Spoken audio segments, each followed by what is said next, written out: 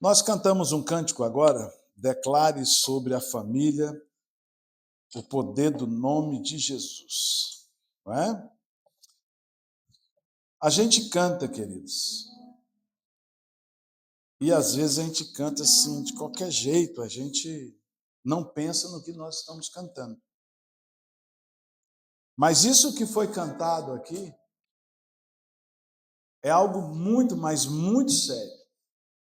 Cheguei na igreja hoje, um irmão triste chegou para mim e disse assim: pastor, ora pela família de um grande amigo meu, que está lá no Brasil, no Rio de Janeiro.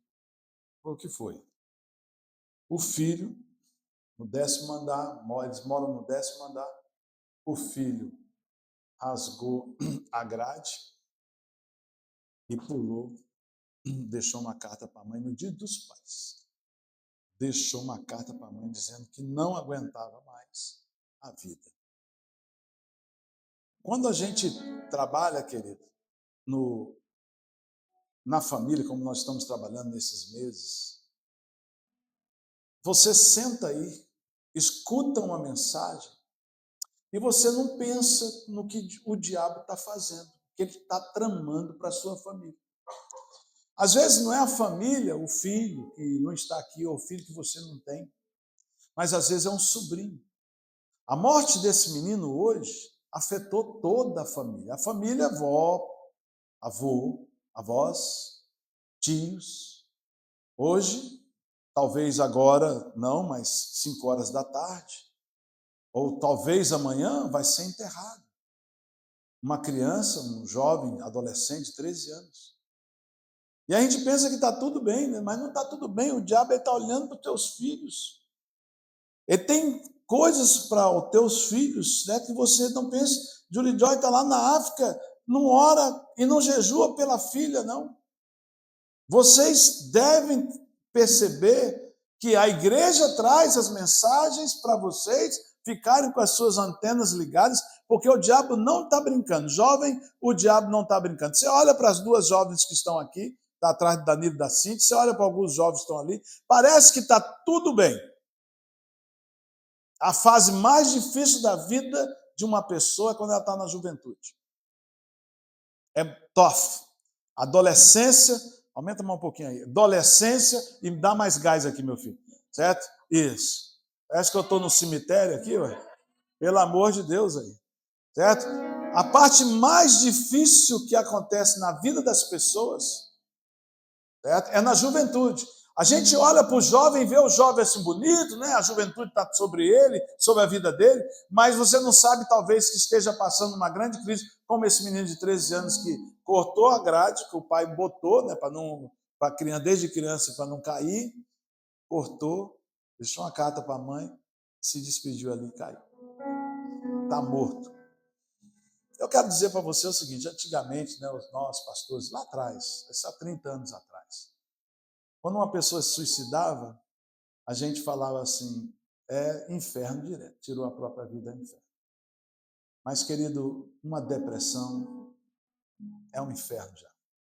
E a pessoa, ela fica tão acabada, tão arrasada, que ela quer tirar a sua própria vida, porque ela acha que ela não presta para os próprios pais, para a própria família.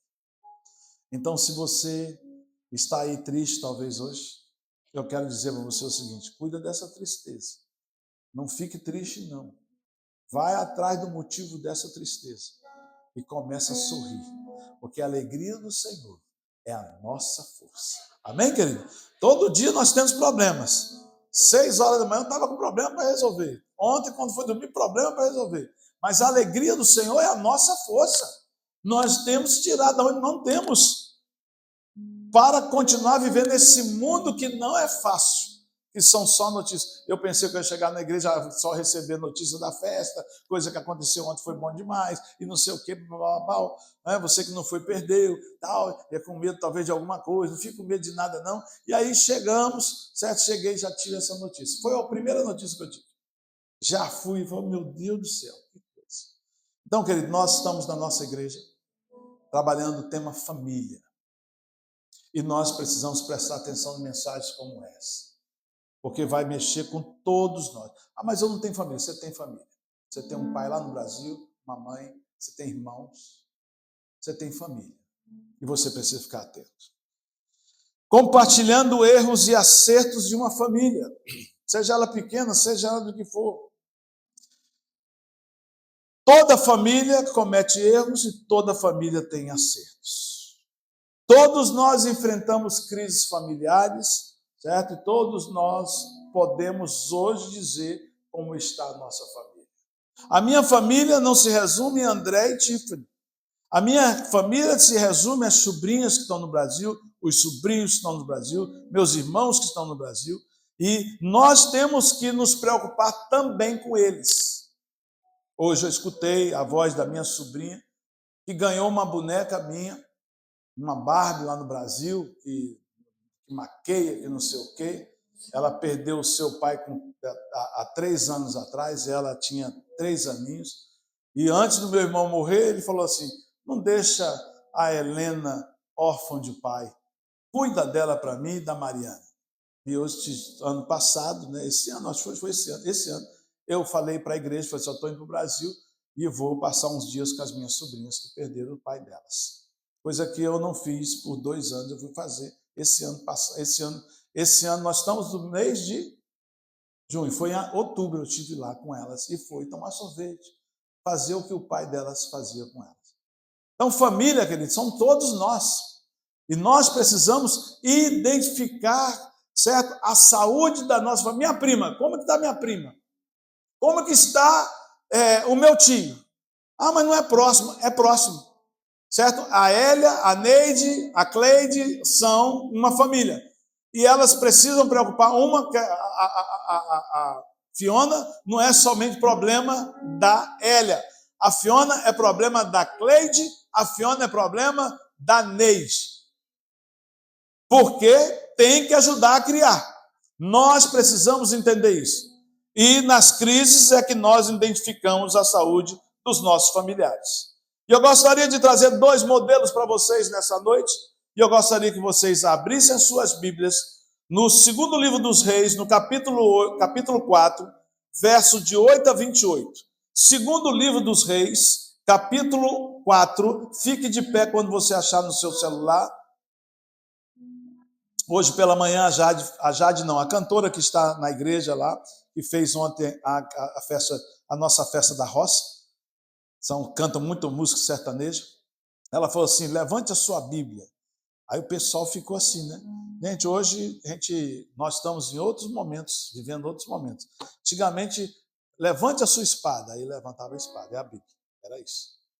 Certo? Hoje, levante a sua espada, aí você levanta o seu celular.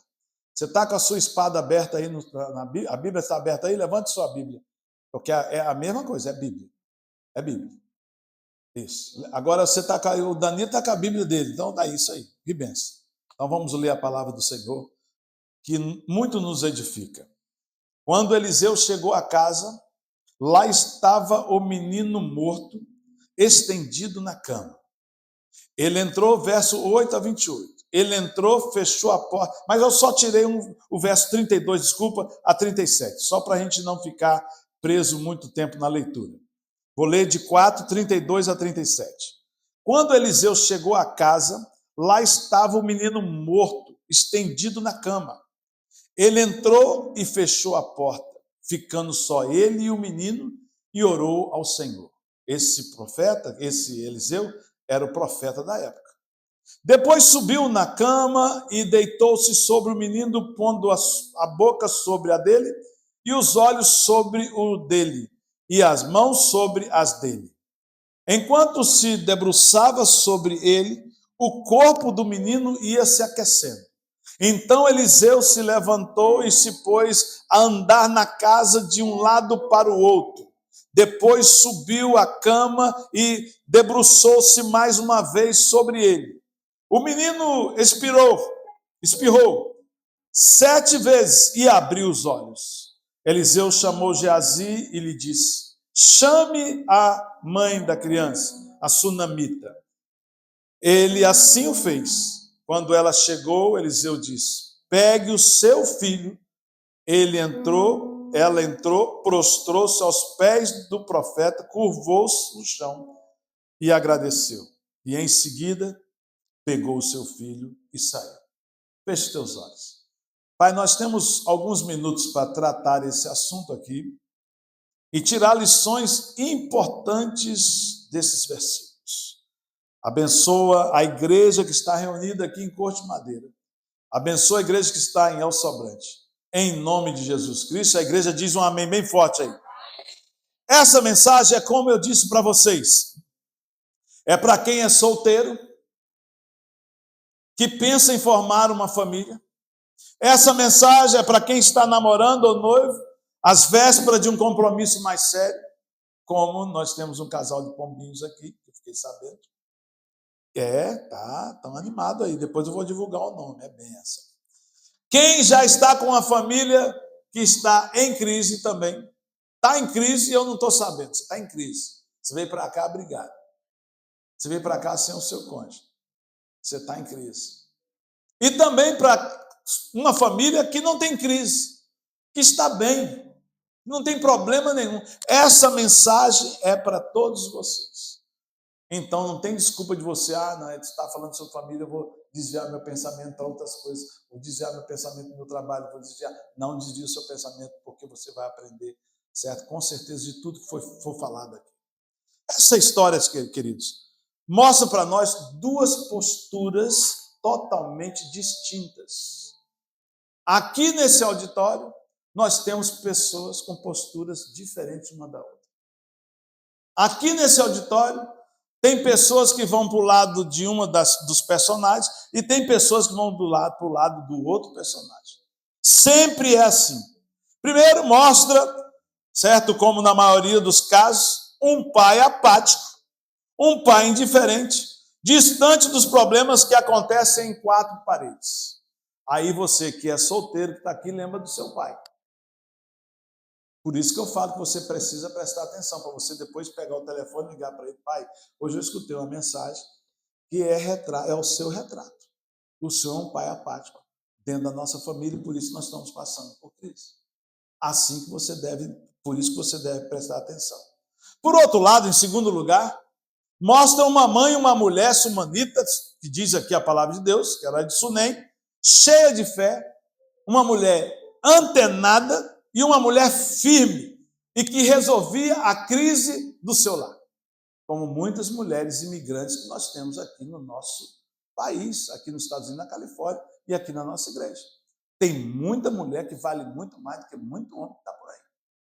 Queridos, eu estou vivendo momentos na vida em que eu entrei aqui na igreja e aí eu encontro algumas mulheres solteiras e eu falei, e aí, como é que tá? Tudo bem? Quando é que vai arrumar um namorado? Tá difícil, homem, pastor. Eu tenho escutado isso muito. E não é no meio somente das mulheres mais experientes, mas eu tenho escutado isso muito no meio da juventude, no meio dos jovens. Eu tenho escutado isso. Tá difícil encontrar homem. E tá difícil mesmo, vocês me desculpem. Uma vez eu estava conversando com umas jovens, elas estão até aqui. E a gente estava falando de namorado. E está difícil. Ontem eu estava conversando com um jovem de outra igreja e ele disse que lá está difícil. Que a jovem, ela falou, pastor, na minha igreja está a mesma coisa, está difícil. O que está acontecendo com os homens? Nós precisamos dar uma melhorada. Demais. Viu, Jocelyn?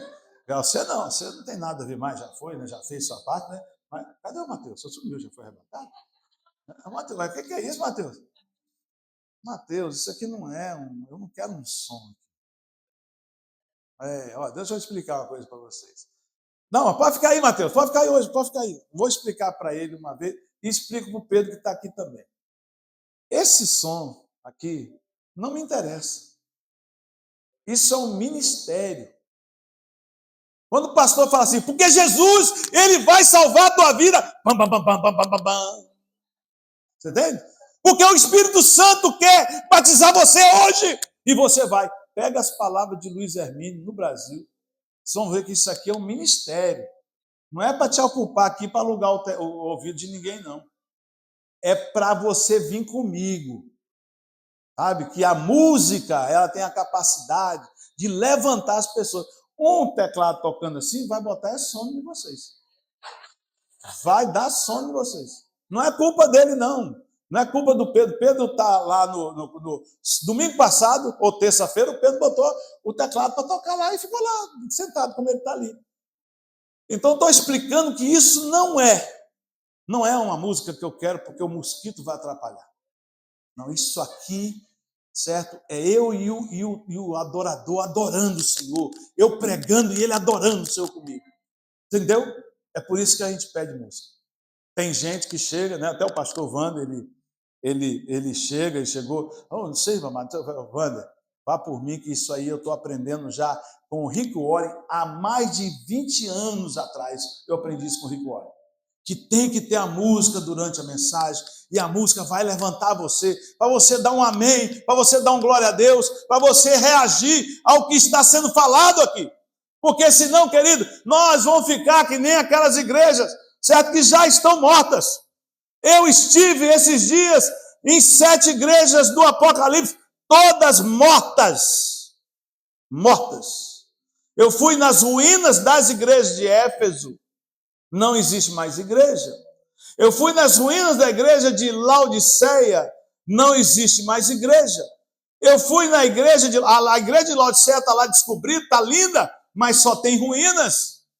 Eu estava na igreja de Esmirna, eu estava na igreja de Pérgamo, fui em todas as igrejas lá de Filadélfia, aquela igreja que não levou a repreensão do Senhor, acabou. Porque os crentes vão se acostumando, querido, com a vida do jeito que está. Pensa que igreja é o que é, e ninguém faz nada, estamos aí deixando, né, a carne tomar conta. Mas nós precisamos entender o seguinte: se você falhar, falha todo mundo. Você não pode, você tem que cumprir a sua parte, e eu vou cumprir a minha. Estou com 60 anos, estou no gás, e vou ficar no gás. Não podemos parar. Ontem eu estava até falando para ela aqui. Estava falando para ela lá, para a Cleide, falando para ela. Eu cheguei, fui agradecer a Deus pelas pessoas que trabalharam ontem, que montaram o circo para a gente fazer a festa. Querido, eu vou falar uma coisa para você, bem sério. Às vezes você não vai lá para comer, numa festa daquela de ontem. Mas a gente sente falta sua para trabalhar. Você sabe por que a gente está ali? Você acha que eu não queria estar no meu sofá assistindo dorama com a minha esposa? Eu e você queremos ver um dorama. Você acha que eu não queria estar no restaurante com a minha esposa? Ficar naquele vento frio ali. Mas eu estou ali, sabe por quê, querido? Porque ali eu falei pelo menos com 15 pessoas. 15. Que não conhecia Jesus. E se dessas 15 pessoas, uma se converteu, nós ganhamos uma pessoa para Jesus. Por isso que eu falo para vocês. A gente vai se acostumando com as coisas. Eu tenho falado para o pessoal da igreja, amanhã é dia de segunda no parque. Tem 30 anos que eu faço segunda no parque. Tem hora, querido, hoje, semana passada eu abro meu coração para você. Estou saindo do sermão, como eu quero abrir meu coração para você. Eu falei para André, na primeira semana do domingo, do dia do parque, eu falei para André, falei assim, a vontade é de ficar, filho. Estou com 60 anos, a vontade de ficar. Mas eu vou, sabe por quê? Porque no dia que eu fui, eu encontrei com 4 famílias. E eu pude falar do amor de Deus para eles. Enquanto eu estou oferecendo para você estar lá comendo churrasco, jogando vôlei, eu estou trabalhando, fazendo o que eu tenho que fazer, que eu já faço há anos. Então, não se acostume com a sua vida no modo avião, não. Porque Jesus vai voltar. A gente cantando aqui que Jesus vai recolher a igreja a qualquer momento. Ele vai recolher a igreja, que igreja que ele vai recolher? A igreja que está acomodada? A igreja de Laodiceia? A igreja de Sardes? Sai do teu cômodo, certo? Volta para o teu primeiro amor, a igreja de Éfeso? Não existe mais, não. Não brinca com coisa séria, não, queridos. Vamos agarrar no arado. A sua presença lá ontem alegraria muito o nosso coração. Se você ajudar vai alegrar muito mais. Eu quero dizer para você o seguinte: essa programação não é da Bridge Ministry. Essa programação chama-se programação evangelística que Deus colocou para nós construirmos uma igreja que nós temos hoje. Foi de programações como essa que eu ganhei Sandra, mãe da menina, eu esqueci o nome dela, Sandra Nogueira, da Júlia, Sandra Rodrigues. Foi programações como essa que eu tirei Sandra Rodrigues do inferno e trouxe para a luz do Senhor. Está crente? Tomara que esteja crente. Mas nós não podemos, certo? Olhar para o calendário da igreja. 4 de julho está aí. 4 de julho está aí. Você acha que o 4 de julho eu não queria estar vendo os fogos lá do alto, do segundo andar da minha casa? Eu tenho lá. Minha cidade faz um 4 de julho top, tem parada, tem tudo. Mas eu vou para o piquenique. Sabe por quê, querido? Porque eu tenho que ganhar uma pessoa para Jesus. Você não pode ganhar ou não tem condição de ganhar? Vá lá, atrás do feijão, botar na comida, um churrasco, fazer um churrasco. Lembra, querido, de uma coisa, vocês, eu gostaria que vocês lembrassem uma coisa. A Alessandra foi embora.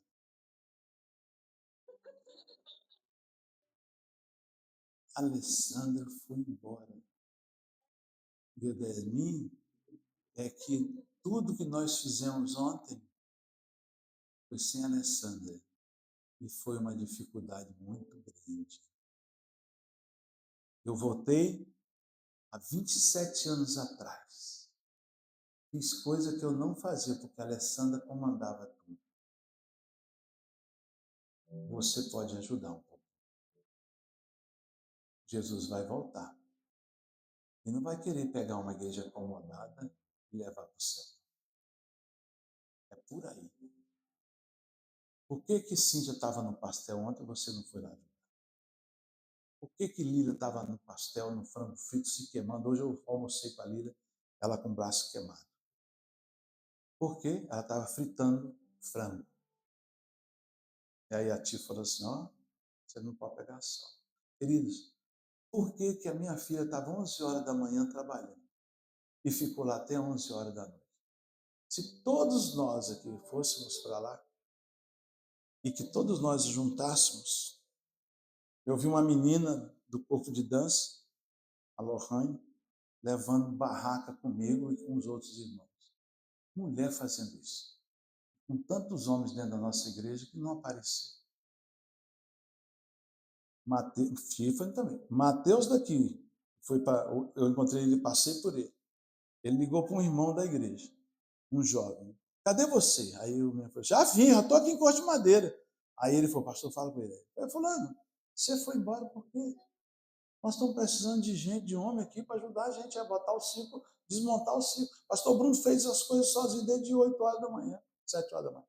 Então, eu estou falando isso para você, porque nós precisamos entender a igreja. Porque senão, certo? A igreja acaba. Voltando à música. Isso não é música para distrair você, isso é ministério. Talvez o Mateus não tenha esse ministério. Talvez o Pedro não tenha esse ministério.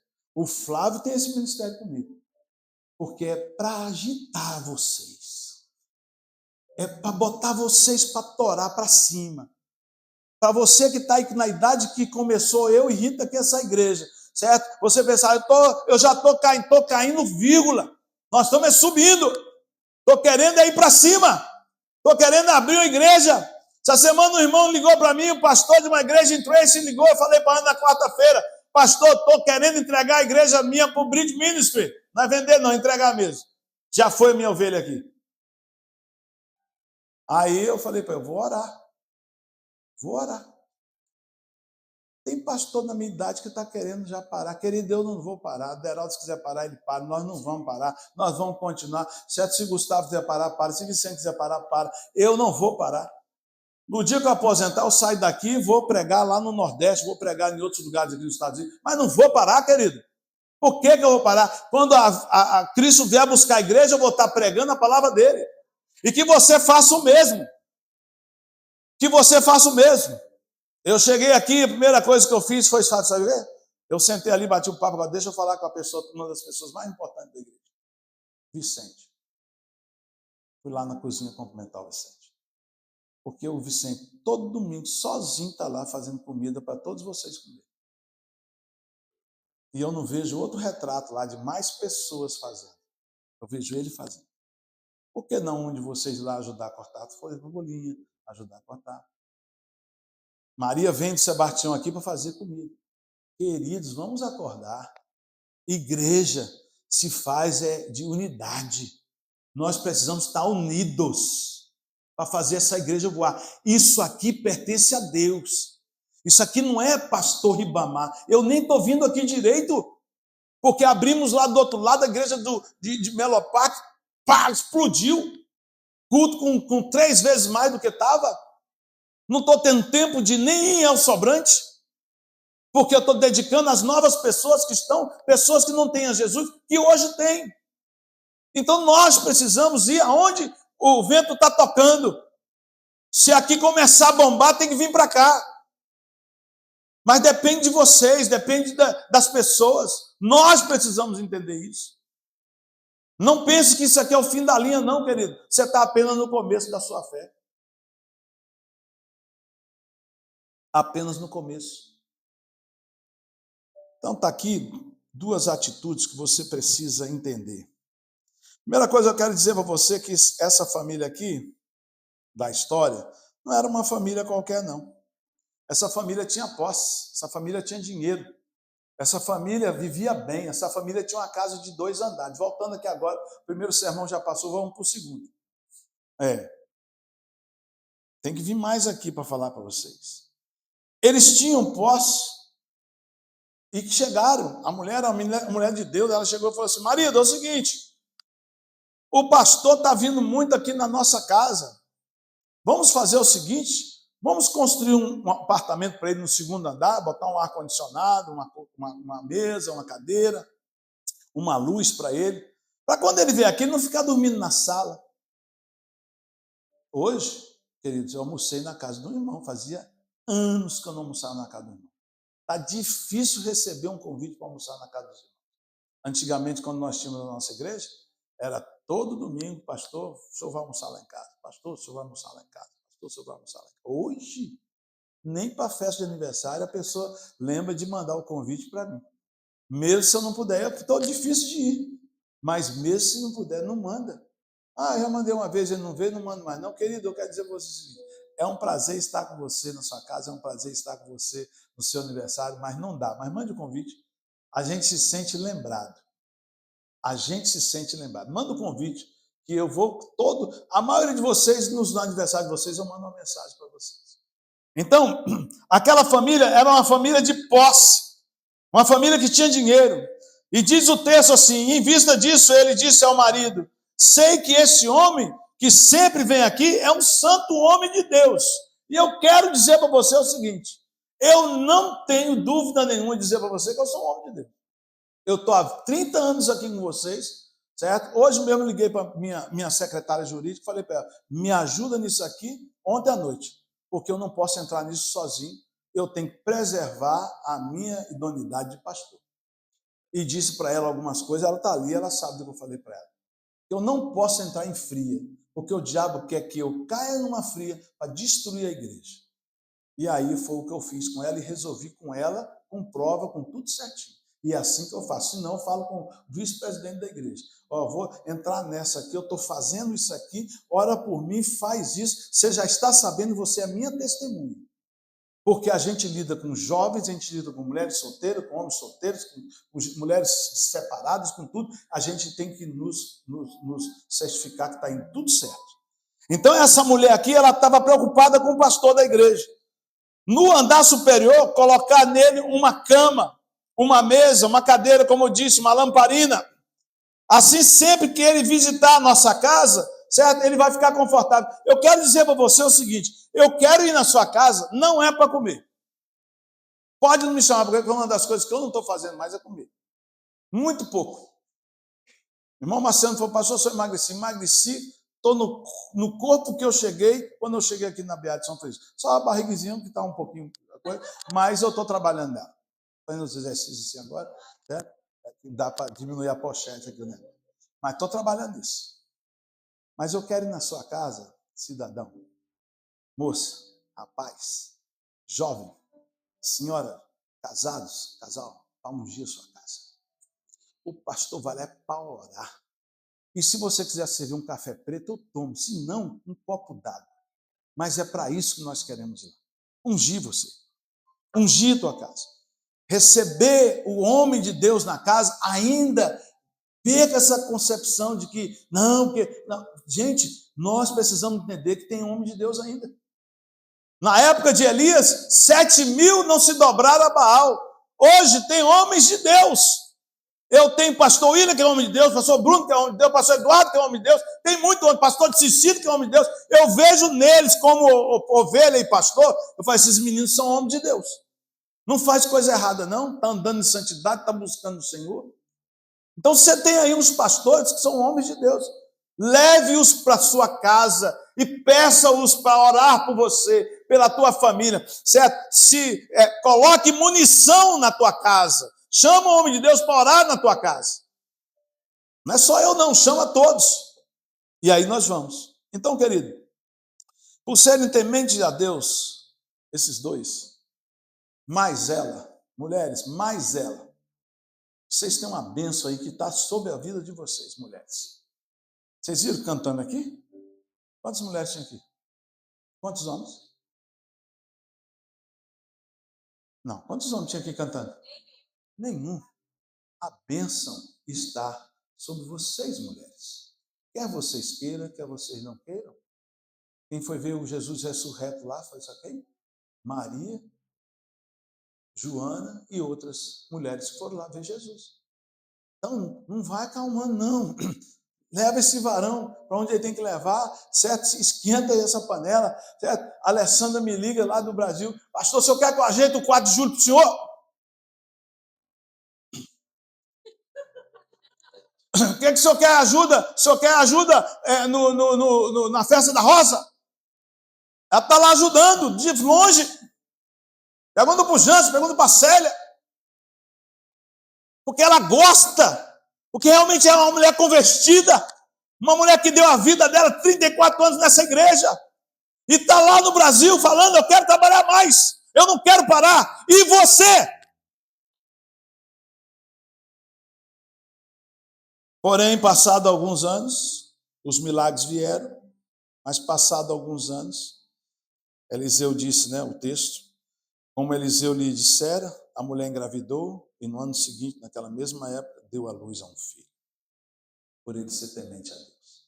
Por ele ser temente a Deus. Neném cresceu, neném teve a infância, quando mais ou menos na área de juniores, um dia foi trabalhar com o papai, e aí falou, ai pai, minha cabeça está doendo. Ai pai, minha cabeça está doendo.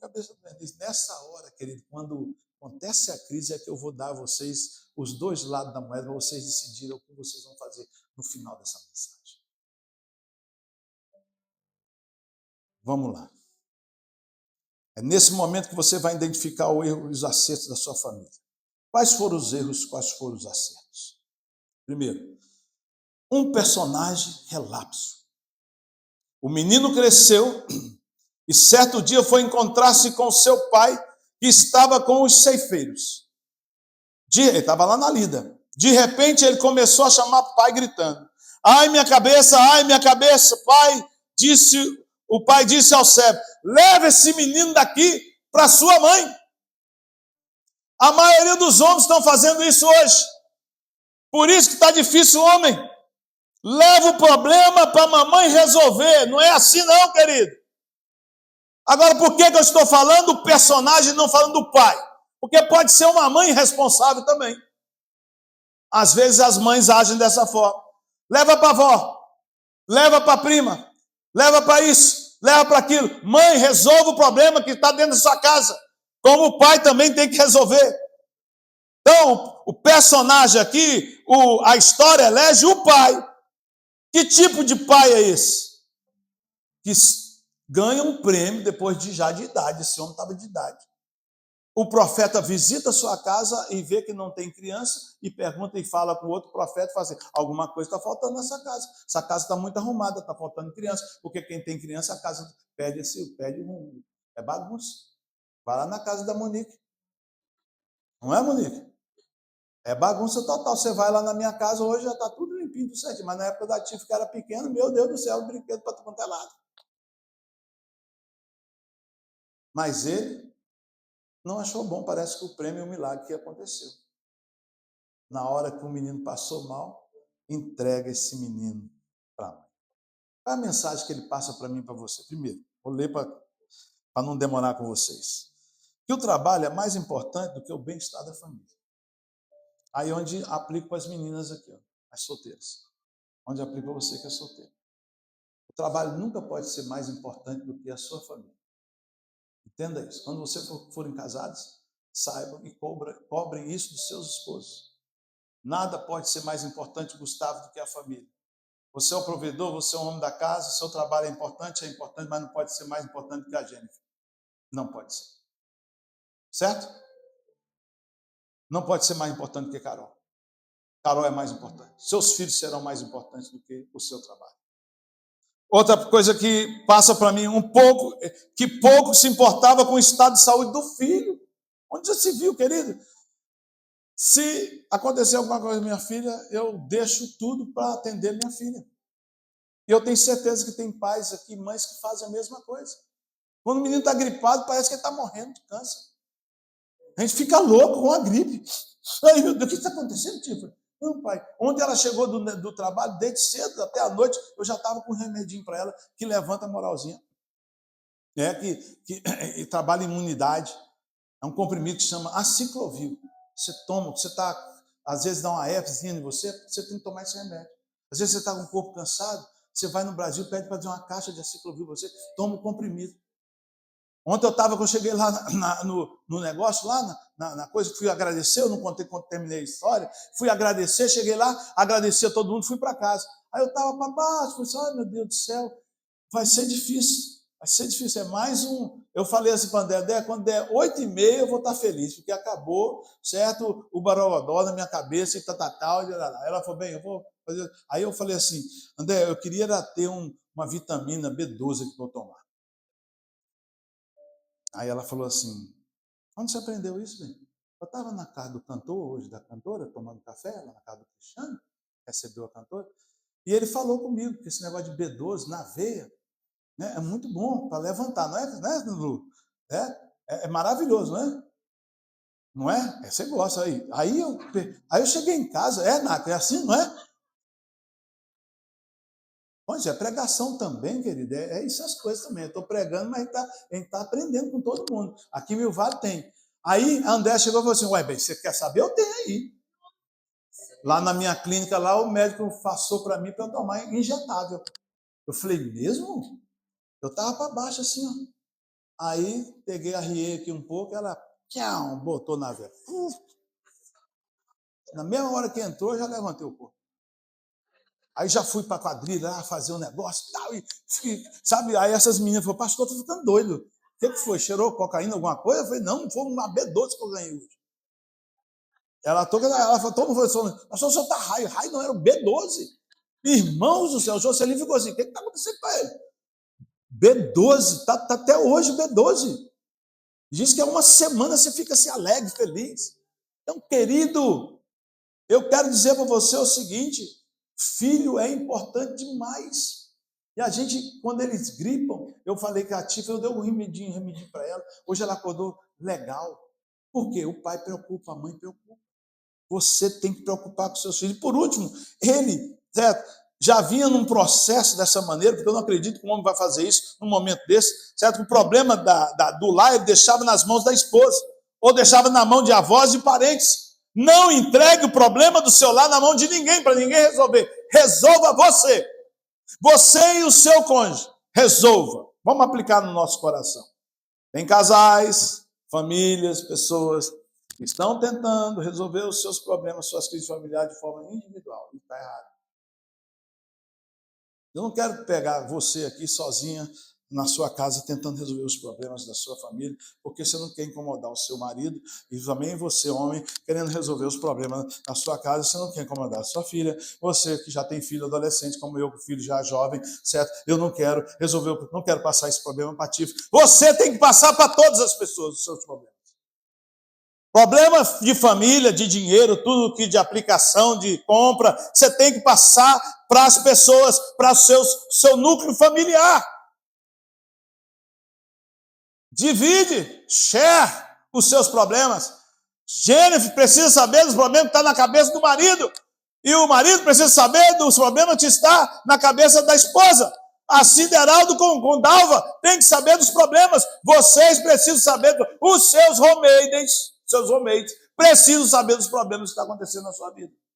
Porque depois você dá um tiro no ouvido e ele não sabe por quê. Está tudo bem, tudo tranquilo. Seu marido cai, certo? Bate o carro na freeway, se mata, estava tudo tranquilo. Mas por quê? Porque ele não estava dividindo os problemas. Você precisa entender que há problemas, há crise, todos nós passamos por isso e temos que dividir os nossos problemas. Nossos roommates, você que mora com roommate, pergunta para ele como ele está.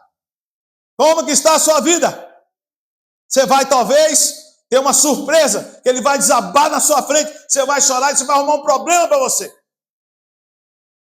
Tem ou não tem casais que você, e famílias que vocês conhecem, que o marido está suando, está trabalhando, está pagando dívida, mas a mulher está gastando.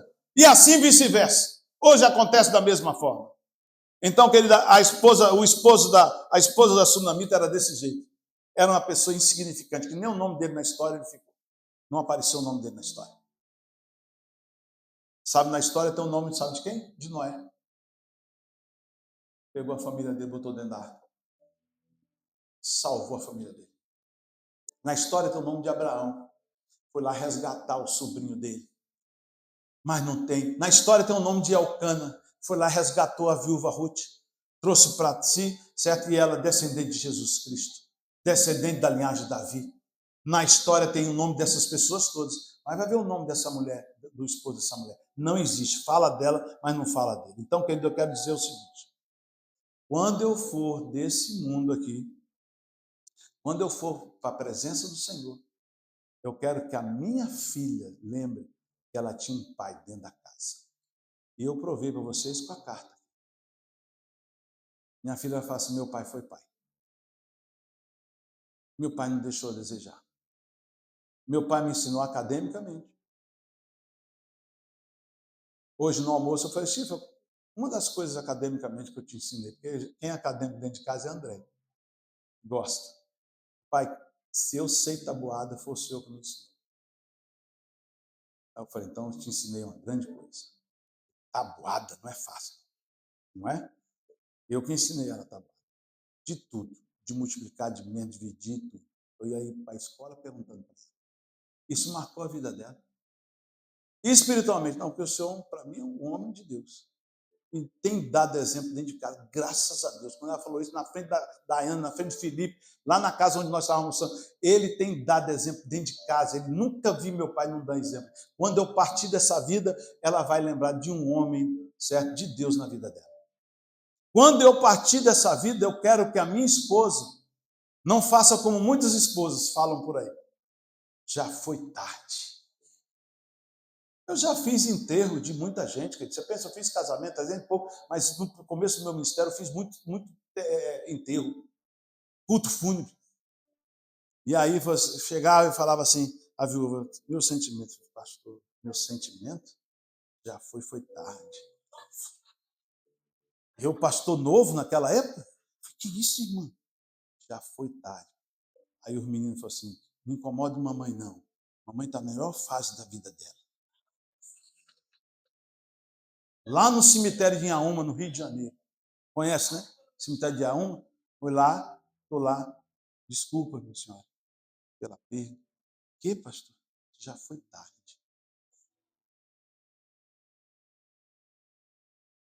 A minha viúvinha aí, ela vai falar, vou mostrar para ela outro homem. Ela fala assim, não, um homem igual a esse não tem.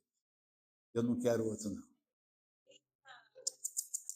Essas vitaminas B12.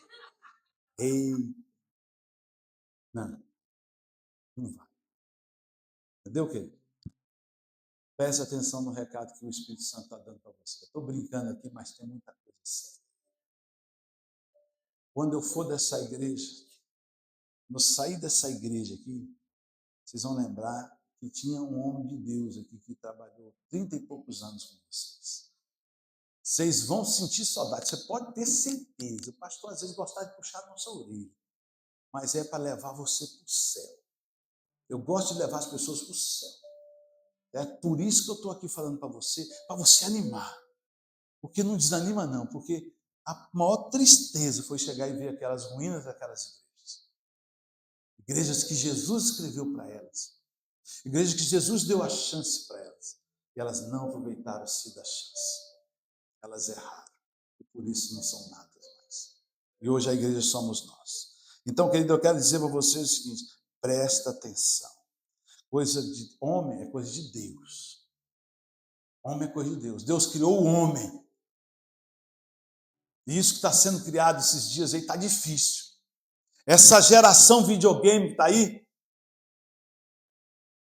quero dizer para você o seguinte: você que tem um filho que gosta de videogame, não tem problema nenhum do menino jogar o videogame. Agora, só videogame. Você vai dormir, o menino fica na madrugada videogame com os amigos. Mulher vai dormir, o marido fica no videogame. Tem outro joystick para você brincar, meu amigo? Mãe. Vai brincar com outras coisas. Vai ficar do lado dela. Vai amar. Vai fazer amor. Vai ficar no videogame. Você está doido? Não, lá em casa é o seguinte, a Débora fala assim, bem, eu vou subir. Eu estou atrás dela.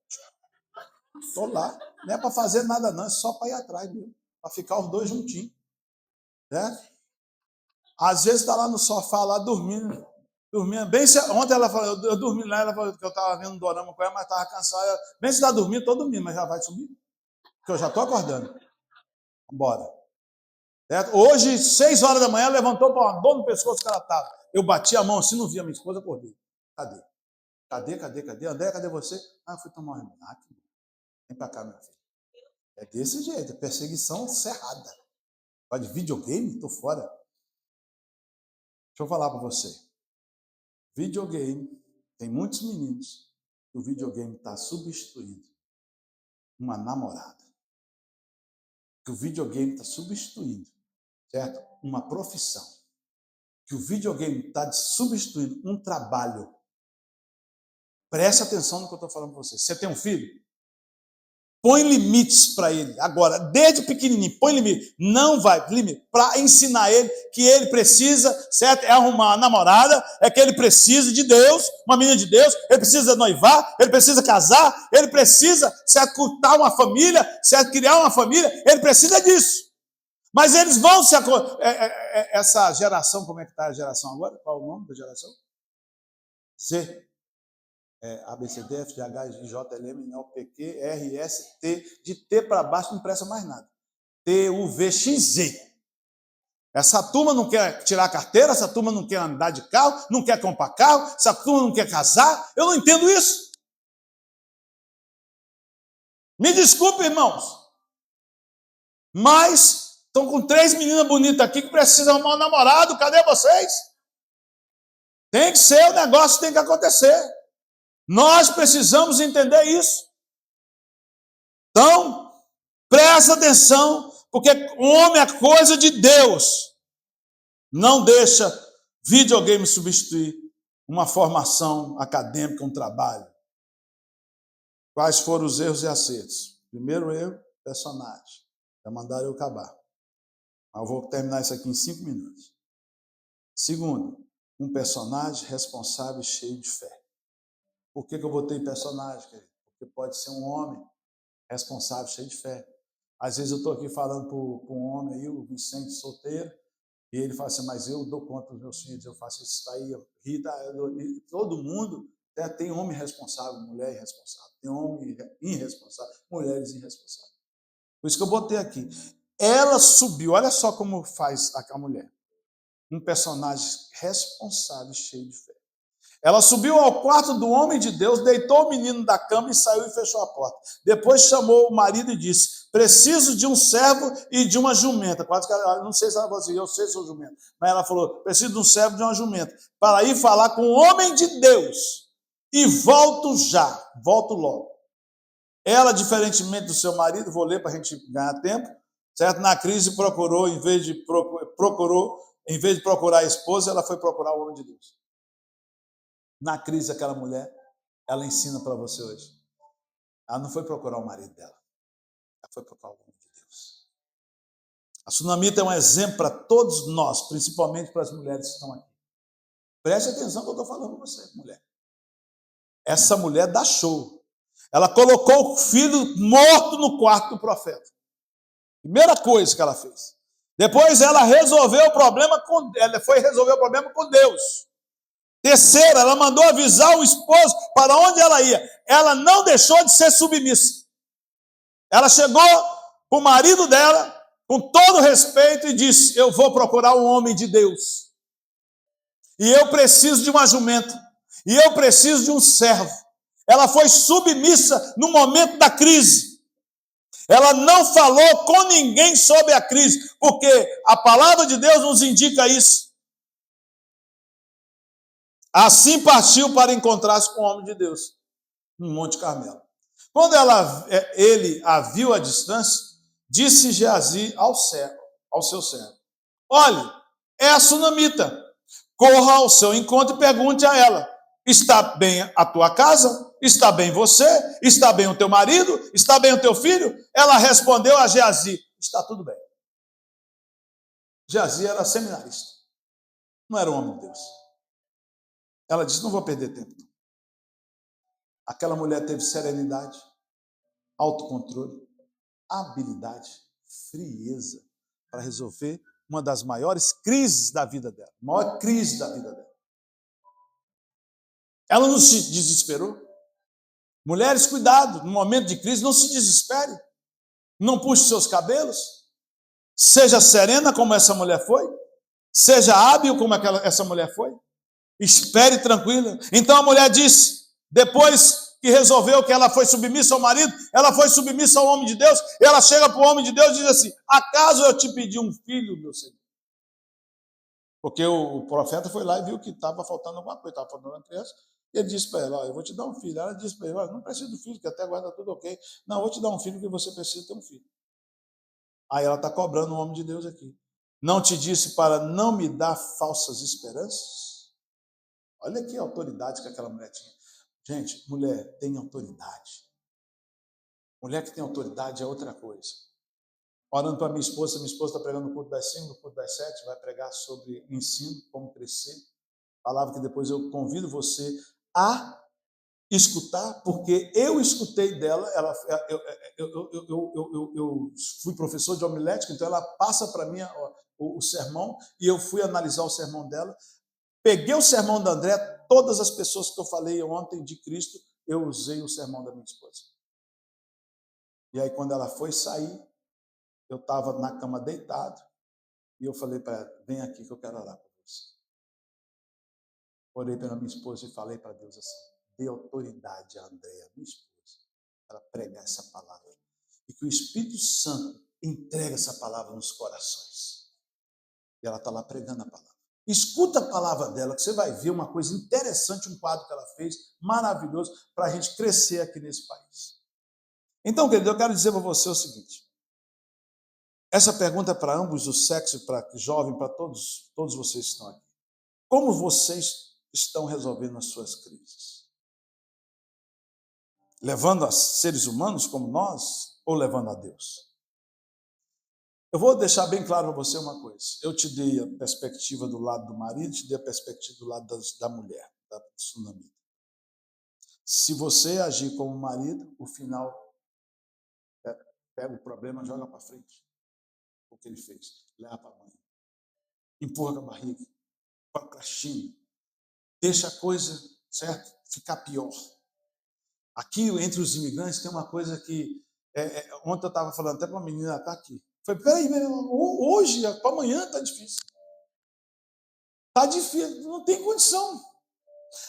Mas talvez eu não sei a história toda, talvez ela já vem lutando, certo? Mas ela trouxe um problema para mim e graças a Deus eu resolvi hoje para ela. Aí, não fala a mim não, senão eles vão saber que é você. Aí, aí, querido, a gente vê as pessoas procrastinando as coisas. Você é do tipo de pessoa que procrastina? Seu marido, seu cônjuge é o tipo de pessoa que fica procrastinando as coisas? Não faça isso. Não procrastina. Vá resolver o seu problema. E esse homem era um homem procrastinador. E aí sabe o que ele ganhou? Morte, perda e revés na sua vida. Por ser procrastinador. Eu acordo, querido, eu quero dizer para você o seguinte, eu acordo assim, o que eu tenho para fazer hoje? Eu já pego a agenda e vejo. E o que eu não posso deixar para amanhã e já vou fazer. Teve um dia que eu tinha esquecido, não tinha nada para fazer. Eu falei, André, eu tenho que ir no Costco. O cara falou, vai no Costco fazer o quê, menino? Eu falei, eu tenho que ir no Costco. Mas não era no Costco, que a idade já troca as coisas. Eu tinha que ir no cais tirar sangue. Aí eu estava chegando no Costco, eu falei, meu Deus do céu, não é Costco, não, eu tenho que ir no cais tirar sangue. Aí fui para o cais, saí do Costco lá em Valeu, fui para o cais em Pinol para tirar sangue. Aí eu cheguei em casa e falei assim, aí André, cadê os negócios do Costco? Não, não era Costco, não, era cais para tirar sangue. Foi bem que diferença que é a coisa. Foi essa semana. Costco, sangue. Tinha nada a ver uma coisa com a outra. Mas eu fico procurando coisa para fazer. Porque eu falei, eu não quero deixar para o final de semana as coisas. Final de semana vem muita coisa para a gente. A gente precisa adiantar a agenda da gente. Adiante a sua agenda. Não seja procrastinador. Faça o que você tem que fazer logo para você ficar livre. Agora, se a gente for agir como a mulher agiu, agimos como a sunamita, levando os problemas a Deus, o final sabe o que é? Não li para você que o filho não ressuscitou? O final é ressurreição, o final é vida, o final é alívio, o final é felicidade. Aleluia. Não fica aí de um lado para o outro. Ai, meu Deus do céu, meu Deus do céu. Está dormindo, está acordando de madrugada pensando no problema. Entrega o seu problema ao Espírito Santo. Olha, tem pelo menos um ano que eu aprendi a levar as coisas e orar no Espírito, para o Espírito Santo.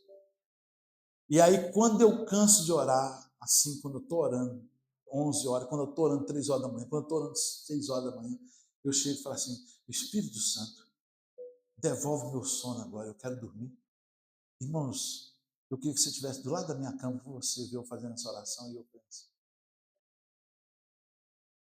Aí agora deu certinho. Aí funcionou agora, né? Dormir. Queridos, vamos levantar como a sunamita aqui hoje, que leva os problemas para Deus. E não vamos ser como esse marido que pega, certo, e fica procrastinando, empurrando para os outros problemas.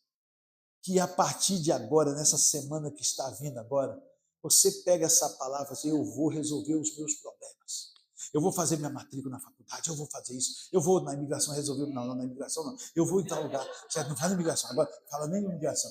Ano passado eu estava falando lá, olha aí, gente, balancei, eu que faço a quadrilha, né? Olha a imigração, é mentira. Não, o pessoal falou, pastor, não fala isso não, e eu não falei não, porque está todo mundo psicológico abalado.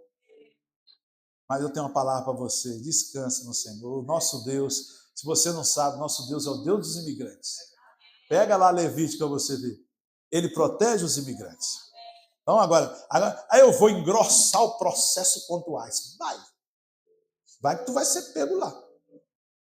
Não vai engrossar nada. Vá lá para a igreja, comer um churrasquinho, certo? Mas não, eu vou para passeata. Deixa os americanos fazer passeata, eles estão fazendo para nós.